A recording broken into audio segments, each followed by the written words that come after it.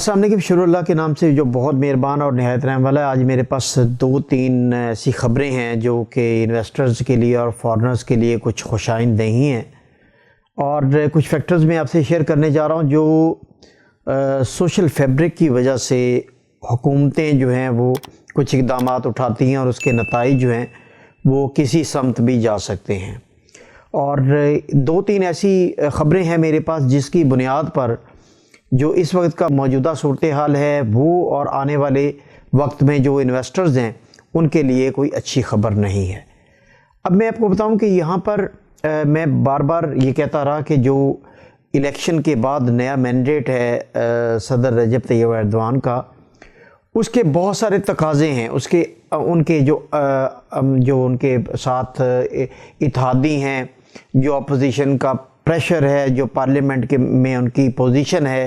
یا جو social fabric ہے، سوشل میڈیا اور میڈیا جو ہے اس کا جو انفلوئنس ہے وہ حکومتوں پر بہت مل کے بہت بڑا بوجھ بن جاتا ہے۔ تو ریزیڈنٹ پرمٹ کے حوالے سے جو سوشل میڈیا پر چل رہا تھا وہ اس پر امپلیمنٹ کر کے اس کو ریزیڈنٹ پرمٹ کے جو پروسیس کو بہت زیادہ سخت کر دیا گیا تھا، اور ابھی مزید اس پر سختیاں جاری ہیں۔ بہت سارے اقدامات ایسے ہیں جس سے ریزیڈنٹ پرمٹ کافی مشکل میں ہے اور لوگوں کے لیے کافی دشواریاں ہیں رینیول میں بھی اور نئے ریزیڈنٹ پرمٹ میں بھی۔ لیکن اب جو ہے صورتحال وہ سٹیزن شپ بائی انویسٹمنٹ کا جو پروسیس ہے اس میں کافی دشواری دکھائی دے رہی ہے۔ دو تین خبریں میں آپ سے شیئر کرتا ہوں۔ دو تین ایسے واقعات ہوئے ہیں الیکشن اور نئے مینڈیٹ کے بعد کہ جس کی بنیاد پر کچھ ایسے اقدامات اٹھائے گئے جن کی بنیاد پر اب کچھ چیزیں خاصی مشکل دکھائی دے رہی ہیں۔ نمبر ایک ہوا یہ ہے کہ جو ریزیڈنٹ پرمٹ کے بعد جو سٹیزن شپ بائی انویسٹمنٹ ہے اس کی جو پراپرٹی کی پرچیز کی جو ایکسپرٹ ویلیو ہے اس کو ری ایویلویٹ کیا جا رہا ہے سرکاری محکمے کے ایکسپرٹ افراد کے ذریعے، اور اس کا امپیکٹ کیا آ رہا ہے میں آپ کو اس کا امپیکٹ بتاؤں کہ پہلا فیکٹر یہ ہے کہ ایکسپرٹ رپورٹ کی ری ایویلیوشن کی وجہ سے جو ایکسپرٹ رپورٹ کمپنیز ہیں وہ خاصی محتاط ہیں ایکسپرٹ رپورٹ مالیت دینے میں، کیونکہ اگر وہ آپٹیمم یا کوئی ہائر لیول پر اگر ایکسپرٹ رپورٹ کی مالیت دیتی ہے تو اس کمپنی کو یہ اندیشہ ہے کہ ری ایویلیوشن میں، ری اسیسمنٹ میں اگر ایکسپرٹ رپورٹ پراپرٹی کی مالیت کم نکل آئی تو اس کمپنی کو ڈی لسٹ کیا جا سکتا ہے، یعنی اسے سرکار ایکسپرٹ رپورٹ کا جو اس کی رجسٹریشن یا اس کا لائسنس ہے اس کو کینسل کر سکتی ہے اور اس کا بزنس بند ہو سکتا ہے ایکسپرٹ ایویلیوشن رپورٹ میں۔ تو اس لیے جو پہلی ایکسپرٹ رپورٹ ہے وہ بھی جو کمپنیز دیتی ہیں وہ آپٹیمم لیول سے نیچے دے رہی ہیں اپنی ساکھ کو بچانے کے لیے کہ وہ کہیں حکومتی شکنجے میں نہ آ جائیں اور ان کو ڈی لسٹ نہ کر دیا جائے۔ اب ایک تو وہ پہلے سے کم دے رہی ہیں، یعنی جو اس کی اصل مالیت ہے پراپرٹی کی اس سے بھی کم وہ دیتے ہیں اپنی ساکھ بچانے کے لیے۔ پھر اوپر سے جو ری ایویلیوشن ایکسپرٹ ہیں وہ اس کو شک کی نگاہ سے دیکھتے ہیں، وہ حکومت کی جانب سے اپنی شاباشی لینے کے لیے یا اپنی گڈ ول بہتر کرنے کے لیے وہ اس کو بھی مزید تنقید کا نشانہ بنا رہے ہیں اور اس ایکسپرٹ رپورٹ کو بھی قبول کرنے کے لیے وہ تیار نہیں ہیں، اس کو بھی وہ مزید نیچے دکھا کر اپنی پرفارمنس دکھا رہے ہیں۔ اب بنیادی طور پر اس میں ایک سیاسی فیکٹر بھی ہے کہ اگر وہ فرض کریں وہ سرکار کا وہ نمائندہ اگر وہ آگ پارٹی کا ہے تو اس کا گوشہ نرم ہوگا، اگر وہ اپوزیشن پارٹی کا ہے تو وہ ظاہر ہے اس کے فارنرز کے لیے کوئی اس کے دل میں نرم گوشہ نہیں ہوتا، اور وہ اس پالیسی کو کیونکہ اپوز کر رہے ہیں سٹیزن شپ اور ریزیڈنٹ پرمٹ کو، تو وہ سخت موقف اختیار کیے ہوئے ہیں اور جس کی وجہ سے ان کی رپورٹ مزید سخت آتی ہے۔ اور بہت سارے فیکٹر ہیں اس میں، سوشل میڈیا کا پریشر بھی ہے، میڈیا پر یہ بہت زیادہ چل رہا ہے کہ جو ترکی میں جو ہیں فارنر جو ہیں وہ فیبرک جو ہے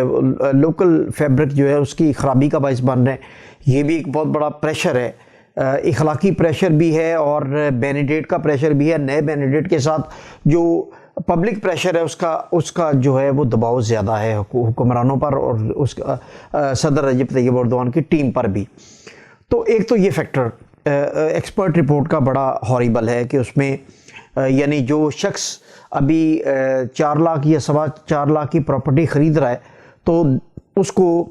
جب ایکسپرٹ رپورٹ اور اس کی ری ویلیویشن ہوتی ہے تو وہ 3 لاکھ 3.5 لاکھ آتی ہے، وہ مایوس ہو جاتا ہے کہ اس نے تو اپنے سارے پیسے لگا دیے پراپرٹی خریدنے میں۔ اب لیکن اس کا ایک اچھا پہلو یہ ہے کہ جو ایکسپرٹ رپورٹ ہے وہ نمائندہ کر رہی ہوتی ہے، نمائندگی کر رہی ہوتی ہے وہ پراپرٹی کی مالیت کی، تو جو اوور پرائزنگ ہے وہ یقیناً اس سے رکے گی۔ لیکن فارنرز کو نقصان اس کا یہ ہوگا کہ وہ اپنی انویسٹمنٹ کے بعد سٹیزن شپ پروسیس میں انہیں دشواریاں ہوں گی۔ دوسرا فیکٹر جو امپورٹنٹ ہے کہ ابھی تازہ ترین مصدقہ ذرائع اور یعنی پریکٹس کے مطابق جو حکومت نے ولا جو ہے، یعنی ایک سب سے بڑی یہاں پراپرٹی جو کنسیڈر کی جاتی ہے وہ ولا کنسیڈر کی جاتی ہے۔ ولا کے مختلف سائزز ہیں، میں آپ کو سائز کا بتاتا ہوں کہ 450 سے 500 اسکوائر میٹر تک کا جو ولا ہے اس کی حکومت نے ٹاپو کی ایک حد مقرر کر دی ہے، اور وہ حد جو ہے وہ 11 ملین لیرہ یعنی تقریباً $4 لاکھ کی حد ہے اس کی مقرر کیے جانے کی، کہ اس سے زیادہ 450 سے 500 اسکوائر میٹر کے ولا کا، یعنی جو انڈیپینڈنٹ گھر ہے جو صرف ایک مالک کا ہے اور 4 دیواری کے اندر بالکل بلا شرکت غیرے ہے، وہ 11 ملین لیرہ مختص کر دی، اس سے زیادہ ٹاپو نہیں ہو سکتا۔ جس کی وجہ سے اب ہوا کیا ہے، اس کا امپیکٹ کیا آیا، یہ میں آپ کو بتاتا ہوں کہ جو 9 لاکھ میں ولا بک رہے تھے اس کی قیمت $6 لاکھ پر آ گئی ہیں، یعنی $9 لاکھ سے 3 ماہ میں جو ولا کی قیمت ہے اب $6 لاکھ پر آ گری ہے۔ اور اسی طرح جب ولا کی قیمتیں گری ہیں تو جو 4 لاکھ کا اپارٹمنٹ تھا 3+1 یا 4+1 اچھے پروجیکٹ میں، وہ بھی لاکھ $1.25 لاکھ مالیت میں گرا ہے۔ اور یہ دوسرا بڑا امپیکٹ تھا، یعنی بڑی پراپرٹی کی مالیت جب گرتی ہے تو اس سے منسلک جتنی چھوٹی پراپرٹیز ہیں وہ سب ان کی مالیت بھی گرتی ہے۔ اب تیسرا بڑا امپیکٹ کیا ہوا؟ تیسرا بڑا امپیکٹ یہ ہوا کہ الیکشن کے فوراً بعد جو لیرہ تھا وہ $1 کے مقابلے میں 20 کی بجائے وہ 27 پر چلا گیا۔ اس کا امپیکٹ کیا آیا؟ اس کا امپیکٹ یہ آیا کہ اگر جیسے ماضی میں ہوتا رہا کہ جتنا ڈالر کے مقابلے میں لیرہ ڈی ویلیو ہوتا تھا، اتنا ہی جو املاکچی یا پروجیکٹ ہے یا نئی پراپرٹی یا پرانی پراپرٹی، وہ تمام ڈالر کے مقابلے میں جتنا لیرہ ڈیپریسیٹ ہوتا تھا اتنی وہ پرائز لیرہ میں انکریز کر کے ڈالر کو مینٹین کر لیتے تھے۔ لیکن یہ جو گراوٹ ہے یہ تقریباً 25 سے 30% گراوٹ ہے یکدم سے لیرہ کی ڈالر کے مقابلے میں۔ تو اس کا امپیکٹ کیا ہوا؟ 2 فیکٹر تو وہ جو میں آپ کو بتا چکا ہوں، ایکسپرٹ رپورٹ کا کام آنا، اس کے بعد میکسیمم ٹاپو کی مالیت طے کر دینا، وہ فیکٹر امپیکٹ کر رہے تھے۔ اس کے بعد لیرہ کی گراوٹ کا شکار ہوا اور یکدم لیرہ جو ہے وہ 25 سے 30% گر گیا۔ اب اس گراوٹ کی وجہ سے کیا ہوا کہ اب لیرہ میں تو قیمتیں تھوڑی بہت ہی بڑھائیں پروجیکٹ والوں نے بھی، اور پرانی پراپرٹی کی بھی، نئی پراپرٹی کی بھی، اچھے پروجیکٹ نے بھی، درمیانے پروجیکٹ میں بھی، ہر پروجیکٹ والے نے بڑھائی، لیکن وہ گاہک نہ ہونے کی وجہ سے یا ایکسپرٹ رپورٹ کے کم آنے کی وجہ سے پینک تھے پرانی پراپرٹی والے بھی اور نئی پراپرٹی والے پروجیکٹ بھی کہ وہ اگر پرائز لیرہ میں بڑھائیں گے تو پہلے سے ہی جو کسٹمر ہے وہ اس وقت ان دونوں فیکٹر کی وجہ سے پینک میں ہے، یعنی جو کسٹمر ہے وہ اس وقت انویسٹمنٹ جو ہے وہ ہولڈ کر کے بیٹھا ہوا ہے، وہ حالات دیکھ رہا ہے، اور جیسے ہی ایکسپرٹ مالیت جو ہے وہ کم آ رہی ہے وہ مزید زیادہ پریشان ہو گیا ہے اور زیادہ شکوک و شبہات کا سامنا کر رہا ہے۔ اب جب لیرہ گرا تو ہونا تو یہ چاہیے تھا کہ ڈالر کے مقابلے میں اتنے ہی لیرہ کو بڑھا دیا جاتا جتنا ڈالر کے مقابلے میں لیرہ ڈیپریسیٹ ہوا، لیکن ڈالر کی مد میں پرائز اتنی نہیں بڑھ سکی، لیرہ میں ضرور بڑھائی گئی لیکن ڈالر کی مد میں اوورال پرائزز پہ فرق پڑا اور ڈالر اتنے مینٹین نہیں کر سکے، جس کی ایک بنیادی وجہ یہ بھی بنی کہ اوورال پراپرٹی کی جو ڈالر میں پرائز ہیں وہ یہاں پر ترکی میں گری ہیں، خاص طور پر استنبول کی بات کر رہا ہوں۔ اب یہ امپیکٹ آیا ہے، اس امپیکٹ سے یہ ہوا ہے کہ 1+1 سے لے کے ولا تک کی تمام کی پرائزز، جیسا کہ میں آپ کو بتا چکا ہوں کہ ولا کی ڈالر میں 3 لاکھ تک، $3.5 لاکھ تک پرائز گری ہے، اور جو 2+1 یا 3+1 پراپرٹی ہے اس کی $50,000 سے لے کے $1.25 لاکھ تک ڈالر میں پرائز گری ہے، گو کہ لیرہ میں پرائز بڑی ہے لیکن اتنی نہیں بڑی جتنا ڈالر کے مقابلے میں لیرہ ڈیپریسیٹ ہوا۔ اب یہ وہ امپیکٹ ہے जिस की वजह से जो पुरानी प्रॉपर्टी उसकी भी डॉलर में उसमें भी नुकसान हो रहा है इन्वेस्टर को, नई प्रॉपर्टी के प्राइस भी कम हो रहे हैं, और जब नई प्रॉपर्टी के प्राइस कम होते हैं तो जो जिन्होंने इन्वेस्टमेंट पर्पस के लिए प्रॉपर्टीज़ खरीदी हुई थी उनको डॉलर्स में इस वक्त नुकसान हो रहा है। अब फ़ायदा इसका क्या है? हुकूमत अपने टारगेट अचीव कर रही है, और उनका टारगेट पहले ये था कि जो ख़ास तौर पर इस्तांबुल में और बाकी तुर्की में भी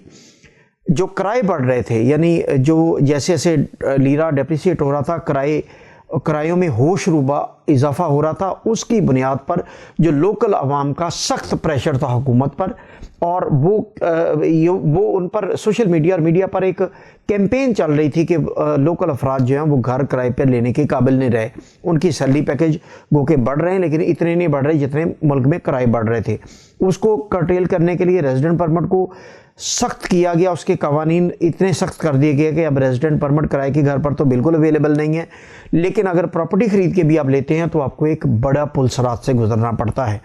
अब उसके बाद इसी सोशल प्रेशर, सोशल मीडिया और अपोजिशन पार्टीज़ और अलाइड के प्रेशर की वजह से अब हुकूमत को सिटीजनशिप प्रोसेस में भी ऐसे इकदाम करने पड़ रहे हैं जिसकी बुनियाद पर इन्वेस्टर का जो बेनिफिट है डॉलर्स की सूरत में, क्योंकि इन्वेस्टर फॉरेन इन्वेस्टमेंट जब आती है तो वो तो डॉलर की सूरत में आती है, उसका जो बेनिफिट है, जैसा कि 2022 में अगर आप देखें 100 मेट्रोपॉलिटन सिटीज़ दुनिया भर में उसकी रेटिंग ली गई, तो उसमें जो टॉप 2 प्रॉपर्टी में एप्रिसिएशन सिटीज़ आए थे वो इस्तांबुल और अनकरा आए थे,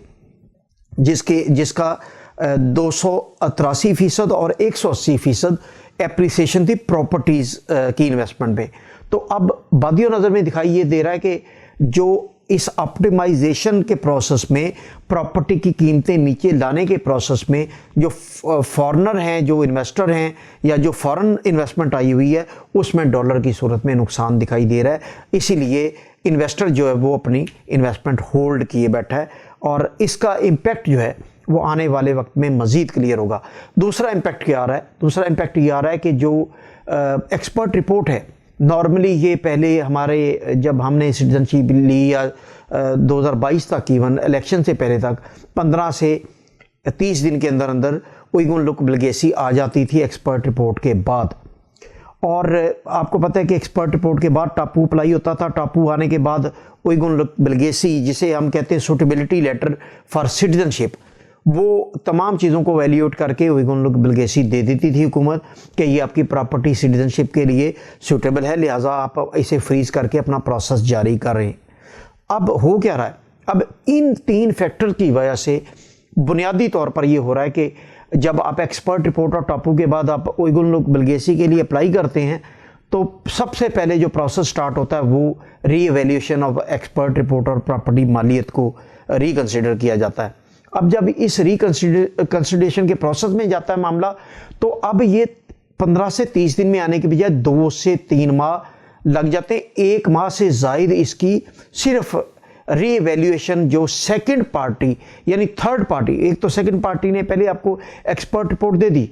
फिर थर्ड पार्टी वैल्यूएशन पर चली जाती है, जो हुकूमत के एक्सपर्ट अफराद और हुकूमती एजेंसियां हैं वो इसको रीएवैल्यूएट कर रही हैं, जिसकी बुनियाद पर ना सिर्फ पहली एक्सपर्ट कंपनी आपको ऑप्टिमाइज लेवल से नीचे एक्सपर्ट रिपोर्ट दे रही है, बल्कि जो हुकूमती एक्सपर्ट कंपनीज हैं वो उससे भी ज़्यादा सख्ती कर रही हैं और उसको मज़ीद उसकी मालियत को गिरा के एक्सपर्ट वैल्यू देती हैं, जिसकी वजह से उइगुन लुक बिलगेसी डिले हो रहा है, ऑब्जेक्शन लग रहे हैं, और उस ऑब्जेक्शन की वजह से जिन्होंने इन्वेस्टमेंट 4 लाख से ऊपर की हुई है उनको मज़ीद प्रॉपर्टीज़ ऐड करना पड़ती हैं और उस लेवल पर जाने के लिए कि 4 लाख डॉलर मालियत की आपकी प्रॉपर्टी पूरी हो सके। तो ये इस वक्त का सिनेरियो मैं आपको दे रहा हूँ, ये लेटेस्ट आपको सिचुएशन बता रहा हूँ। इस्तांबुल में ख़ास तौर पर आपने देखा है कि रेजिडेंट परमिट के हवाले से बहुत लोग परेशान हैं, और नए आने वाले तो बिल्कुल रेजिडेंस परमिट के लिए पुलसरात से गुजर रहे हैं। इसी तरह सिटीजनशिप का भी प्रोसेस काफ़ी सख्त कर दिया गया है, जिसकी बुनियाद पर अब जो इन्वेस्ट कर रहे हैं उनके लिए काफ़ी दुश्वारी और मुश्किलात का सामना है। बहुत शुक्रिया।